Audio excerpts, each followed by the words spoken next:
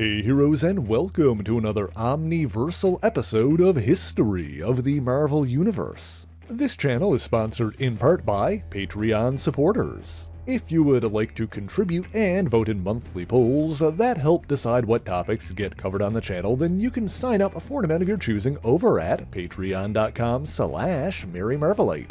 The link is in the description below, along with other places you can find me. Previously on the channel, we talked about the origins of the Starbrand, a seemingly endless energy source that manifests in the form of a tattoo-like mark somewhere on the body of the wielder. Originally designed by an ancient race called the Builders, who are purportedly one of the oldest species in the cosmos, the Starbrand was designed to be a sort of planetary defense system, and the bestowing of the brand was typically accompanied by a phenomena called a white event. One of the earliest and most notable Starbrand wielders was Kenneth Connell of Earth 148611, but you can follow the link in the description for all the details on his exploits and ultimate fate. It is somewhat important to note that Reality 148611, also known as the New Universe, is not technically in the same multiverse as the Marvel Universe, since it lacks the cosmic hierarchy present throughout, but it does exist within the larger Omniverse. It's also important to remember that the white event on Earth 148611 bathed the world in Starbrand energy, causing hundreds of individuals across the globe to gain superhuman powers. In this reality, such superhumans were referred to as paranormals. In any event, when we last left off, the Starbrand had been passed around to several individuals on that Earth, but ultimately wound up on the hand of Air Force pilot Jim Hanrahan, who was initially ignorant of what the mark actually meant. That is where this week's story begins. Sometime after receiving the brand, Hanrahan began to have strange dreams in which the Star Child, one of the brand's previous wielders, told him about the immense power he had unknowingly obtained. Sure enough, as time passed, he began to experience strange phenomena, such as waking up in the middle of the night to find himself floating above his bed. Terrified of the brand's power and aware of how much damage that Ken Connell had done while he wielded it, including the destruction of Pittsburgh, Jim Hanrahan decided that the only responsible thing to do was to keep the power, but to never, ever use it, thereby ensuring that it could never be misused again. For the next part of our story, however, we must turn our attention towards a man named Wendell Vaughn, aka Quasar, a cosmic hero from the Prime Marvel Universe, Reality 616, who wielded a pair of powerful energy-manipulating artifacts called the Quantum Bands. About 2 years after Hanrahan gained the Starbrand, there was an incident in which Quasar was lost in the multiverse, and after inadvertently quantum jumping into the greater Omniverse, wound up stranded on Earth 148611 in the New Universe. He soon discovered that the New Universe was vastly different from his native reality, and while he found no counterparts to anyone he knew, he did encounter a team of paranormals called DP7. From them, he learned of the existence of the Starbrand, and while they didn't know if the brand still existed, Quasar was able to use his quantum bands to analyze their paranormal energy and track down Jim Hanrahan. Now, Jim was understandably hesitant to hand over something as powerful as the Starbrand to someone he didn't even know, but the two men spent about 17 hours talking, and Hanrahan came to trust Quasar, transferring the mark to him. Combining the power of the brand with his own quantum bands, Quasar was able to jump all the way back to his native reality. Shortly after returning, however, he inadvertently and unknowingly transferred the Starbrand onto his girlfriend, Kayla Ballantine, the mark itself hidden beneath her hair. With the brand no longer on his own hand, Quasar assumed that he had simply used up all of the Starbrand's power to re-enter the multiverse that he knew. However, Kayla soon began to have violent and vivid dreams, even floating while she slept, not unlike Hanrahan. Furthermore, while Kayla was unaware of the power she possessed, it did not go unnoticed by others. And so now we must introduce yet another player in our little drama, Ereshkigal, a particularly long-lived member of the reclusive Deviant race. Now, we've talked about the Deviants on the channel before, but in short, they are an evolutionary offshoot of humanity with an unstable genetic code. In Ereshkigal's case, her mutation endowed her with a greatly increased lifespan and the ability to shapeshift. While she has assumed many forms over the centuries, she most often models herself on the Mesopotamian death goddess for whom she is named. Following in the footsteps of her mother and grandmother, the deviant Ereshkigal became an explorer and traveled to other dimensions, where she learned more about the nature of the multiverse, including the existence of cosmic entities like the Living Tribunal. However, she came to regard the laws and structure of reality as an overly complicated hindrance, and she longed to circumvent them. In her quest for power, she learned that Quasar, the designated protector of the universe, was actually a human named Wendell Vaughn, the owner of the private security company Vaughn Security Systems. And so to get closer to Quasar, Ereshkigal infiltrated Vaughn's company by taking the false identity of H.D. Steckley. Now, this point is a little bit complicated since that identity was previously used by the manipulative telepath Moondragon when she similarly infiltrated Vaughn's security systems for reasons that we're not going to get into here. All that really matters about that is that Ereshkigal was able to use the confusion to her advantage by making it seem as though she was the real H.D. Steckley and that Moondragon had stolen her identity to take her place. Then, when Kayla Ballantyne unknowingly received the Starbrand from Quasar, Ereshkigal took notice and, recognizing that the brand was even more powerful than the quantum bands, shifted focus and made a point to befriend Kayla. Now, we'll put a pin in that for a moment because another who took notice of the Starbrand on Earth 616 was an artificial entity known as the Chief Examiner. To explain him, he originally came from the far-off planet Scatam, a peaceful world that was threatened by an encroaching legion of marauding warships called the Black Fleet. The Black Fleet, you see, was all that remained of a destroyed empire of biomechanical races called the Turgentine Technenium, who wandered the galaxy waging war on organic species. The pacifistic ruling council of Scatam detected the Black Fleet's approach and, having long since renounced the ways of war themselves, essentially accepted that their people were doomed. Now, one Scatamite, a philosopher named Durgan, rejected that notion and proposed that they find a way to fight back,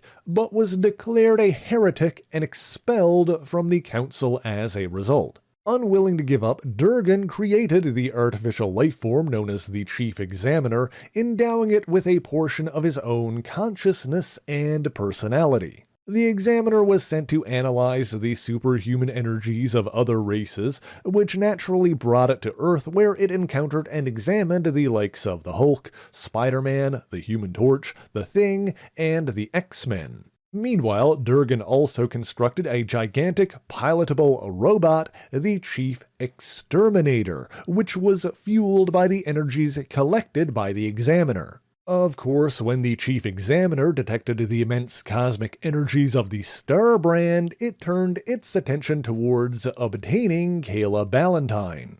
To this end, the Examiner hired an extra-dimensionally empowered mercenary known as the Angler to abduct her, but Ballantyne instinctively used the brand to protect herself without realizing what she'd done. As a side note, the Angler, real name Kevin Brackett, was originally a member of the Nth Command, a subsidiary of the notorious Roxxon Oil Company that regular viewers of the channel should be familiar with by now. For those who are new here, the Nth Commandos used devices called Nth Projectors to investigate other dimensions. However, Brackett's projector malfunctioned, and he fell into an abstract realm where he encountered a 3-billion-year-old alien scientist known as the Geometer. Now, at the risk of getting too far off track, the Geometer was also originally from Reality 616, where he attempted to create a mathematical formula to perfectly describe the workings of the universe. And while he seemingly succeeded, earning him respect and adulation among his people, another scientist subsequently made physical observations that his equation could not account for. Disillusioned by the nature of reality, the Geometer left to explore other universes in search of one that would better fit his view of mathematical perfection. On this journey, he discovered a device that he called the Lathe of Perfection, a receptacle of metamorphic energy that the Geometer could use to convert matter and energy into perfect geometric shapes. Eventually, he encountered the Nth Commando, Kevin Brackett, and attempted to use his lathe on him, but Brackett warped away mid-change and wound up partially transformed, becoming the villain known as the Angler. Now, getting back to the story at hand, after the Angler failed to capture Kayla Ballantyne, the chief examiner of Scatam instead employed the Dark Force sludge-wielding Jerome Myers, aka Quagmire. If that name sounds familiar, he was originally a member of the Institute of Evil on Earth 712, the home reality of the original Squadron Supreme, who used behavioral modification technology to force him and other villains into joining them. The last time we mentioned him on the channel, Quagmire had fallen into the Dark Force dimension when his ability to summon a viscous sludge composed of Dark Force energy activated while he was unconscious. He subsequently resurfaced on Earth 616, specifically in the Nexus of All Realities in the Florida Everglades, where he was found by Quasar, the Man-Thing, and Jennifer Kale. His heroic reprogramming evidently having come undone, Quagmire attacked but was defeated by Quasar and brought to the Vault, a supervillain prison in Colorado, where he was found, freed, and recruited by the Chief Examiner. Quagmire actually succeeded where the Angler failed and forced Kayla Ballantyne to go through a portal to the planet Scatam, while Ereshkigal, still in her human guise of Holly Deborah Steckley, followed closely behind. The two women met with the Chief Examiner, who offered to return them to Earth if Ballantyne surrendered the power she unknowingly possessed. Despite Steckley's attempts to dissuade her, Kayla agreed, but when the Examiner attempted to extract the Starbrand, the device he wielded overloaded and exploded, as did his artificial body. Making matters worse, the Black Fleet began their assault on Scatam almost immediately after, and Kayla was seemingly killed by the invading warships, her body reduced to a smoldering skeleton. However, the Starbrand was still bound to her remains and quickly began reviving her, restoring her body in a matter of hours. Meanwhile, the Scatamite philosopher Durgan activated and piloted the Chief Exterminator robot, attempting to oppose the Black Fleet with the superhuman energy that he had already accumulated. In the end, however, it wasn't enough, and the Black Fleet ultimately overwhelmed and destroyed the giant machine. Ballantyne and Steckley found an injured Durgan in the wreckage of the robot, but the alien died before he could tell the two women how to return home. In her frustration, Kayla finally harnessed the power of the Starbrand and lashed out with it, obliterating the Black Fleet once and for all. Now, I should also note that another of Quasar's allies, the genetically engineered superhuman known as Kismet, was also on Scatam fighting the Black Fleet at the time, and while she didn't see Kayla there, she obviously took notice of the explosion of Starbrand energy that destroyed the invading warships. I will also note that there was at least one survivor of the Black Fleet, a biomechanical alien named Skeletron, but we'll come back to him later.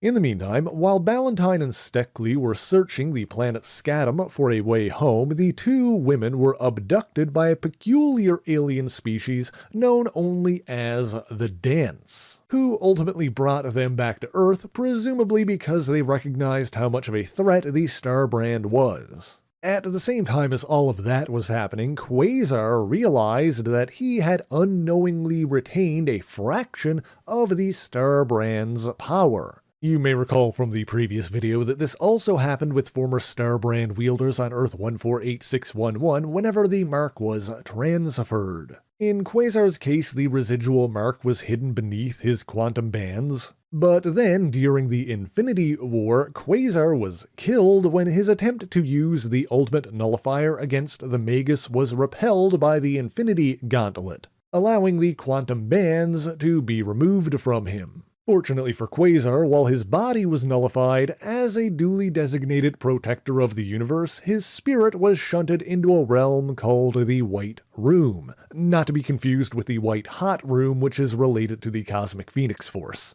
While in the White Room, Quasar was attacked by a being who called himself the Blue Marvel, but was most definitely not related to the noted African-American superhero of the same name. This so-called Blue Marvel was actually a bio-duplicate of the Quantum Band's previous wielder, the Crusader, who was himself an unhinged Eternal that believed himself to be the 1950s superhero Marvel Boy. So in other words, a copy of a copy. In any event, that Blue Marvel successfully entered the White Room and attempted to completely annihilate any remaining trace of Quasar, but despite the nullification of his physical form, Quasar's spirit retained the fragment of Starbrand energy, allowing him to completely rebuild his body and resurrect himself. While separated from the quantum bands, Quasar used his remaining Starbrand power to fight several other foes, including the interdimensionally displaced Quagmire. He eventually regained his quantum bands and soon afterwards expended what Starbrand energy he had left in a battle with Camo Thurn, aka the Possessor, one of the nigh-immortal elders of the universe. Meanwhile, his ally Kismet made her way back to Earth, where she sensed the extra-dimensional energies that destroyed the Black Fleet. Tracking the energy signature to its source, Kismet confronted Kayla Ballantyne, who was still on edge about everything that had happened, and Holly Steckley encouraged Ballantyne to defend herself, resulting in a battle between the two superhuman women. However, Kayla's Starbrand power continued to build, and when she lashed out in the ensuing fight, she overloaded and ruptured Kismet's cosmic energy cells, seemingly killing her. In truth, after falling into a New York river, Kismet retreated into a regenerative cocoon, but of course, Kayla didn't know that at the time. Thinking she had inadvertently killed the spacefaring hero, Ballantyne declared that she needed to get rid of the Starbrand lest she lose control of it again, and Steckley offered to take it from her. Of course, this was exactly what Steckley had hoped for, and as soon as she gained the Starbrand for herself, she revealed her true form as the deviant shapeshifter Ereshkigal. Wanting to use the brand's nigh-infinite power to overthrow the hierarchy of the multiverse, she traveled to the nexus of all realities in Florida and recruited allies from other dimensions, destroying those who would stand against her. She ultimately succeeded in drawing the attention of the Living Tribunal, the ultimate arbiter for matters of cosmic import across the multiverse, second in authority only to the one above all. In this matter, the Tribunal proposed that both he and Ereshkigal choose a champion to fight on their behalf in a battle that would determine the fate of the multiverse. While Ereshkigal chose Quasar to be her champion, the Living Tribunal selected the Silver Surfer, and both heroes were made to believe that they were fighting to preserve order in the multiverse. However, this contest was also being witnessed by the cosmic embodiments of order and chaos. And Quasar noticed that when the fight turned in his favor, Lord Chaos grew stronger, while when the Silver Surfer gained ground, it was Master Order who was strengthened. As such, Quasar deduced that he was actually fighting on Ereshkigal's behalf, and let the Silver Surfer defeat him. Petulant in defeat, Ereshkigal attempted to use the Starbrand to annihilate herself rather than surrender its power, but as she did, the Living Tribunal seized the brand from her. Ereshkigal actually survived this and fell back to Earth, but she allowed the world to believe she was dead at least for a while. As a side note, it seems that contact with the Starbrand actually galvanized her cellular structure, robbing her of her shape-shifting abilities and locking her into her Ereshkigal form. But I digress. While the Tribunal had extracted the Starbrand from Ereshkigal, he was unable to actually wield it without surrendering his authority in the cosmic hierarchy. Furthermore, the nature of the brand necessitated that it be bound to a living host, and so the Tribunal secretly returned the brand to Kayla Ballantyne for safekeeping. After all of that, Kayla and Quasar paid a visit to Project Pegasus, an alternative energy research facility in upstate New York that Quasar formerly worked for. For regular viewers of the channel, this visit was while the Squadron Supreme of Earth 712 were also staying there. More importantly for today, the Angler was being studied at Project Pegasus, but while there he began to mutate further and broke free, launching an attack on the facility. In the ensuing chaos, the Angler came upon Kayla Ballantyne once again, but once again she instinctively used the power of the Starbrand to defend herself, realizing in the process that she still possessed it. In the end, Quasar successfully banished the Angler to another dimension, using an nth projector that had been left in the facility from an earlier conflict. As another bonus tidbit for regular viewers, the projector that Quasar used to banish the Angler was actually the same one that transformed Thomas Lightner into the Nth Man. This time, however, the geometer, the alien scientist who originally transformed Kevin Brackett into the Angler, was able to use the portal generated by the nth projector to return to Reality 616, emerging in the Project Pegasus facility. Recognizing that he was back in his native universe, the geometer declared his intention to use his lathe to perfect Reality 616 the way he had done others, but when Kayla Ballantyne opposed him, the geometer realized that the energies within her were from beyond the multiverse as he knew it. And so Quasar was able to trick the geometer by claiming that there were many such anomalies in their reality, none of which could be affected by his lathe of perfection, and that the only way to create a truly perfect universe would be to travel back to the dawn of time and do his work there. Accepting this, the geometer undid the damage he had already done and departed to search for a method of time travel. And Quasar explained to a concerned Squadron Supreme that even if the geometer succeeded and survived the conditions at the beginning of the universe,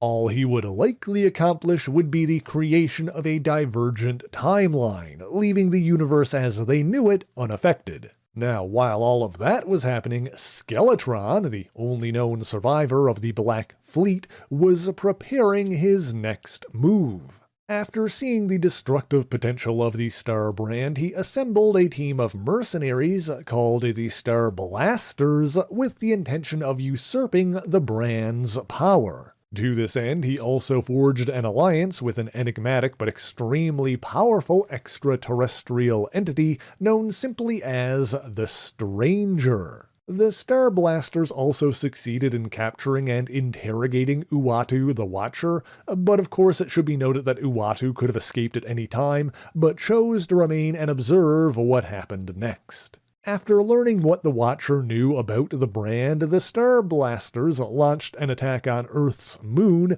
that threatened to knock it out of orbit. However, this was merely a diversion meant to draw the attention of Earth's superhuman heroes, while other members of the Starblasters completed their true objective and abducted Kayla Ballantyne. Skeletron then brought Kayla to the Stranger's enormous artificial laboratory world in the hopes that he could extract the brand from her. It was at this point that the Watcher freed himself and met with the Stranger to observe his actions. To get Valentine to surrender the brand, the Stranger telepathically entered her mind and claimed that he was God, and that he had come to free her of her burden.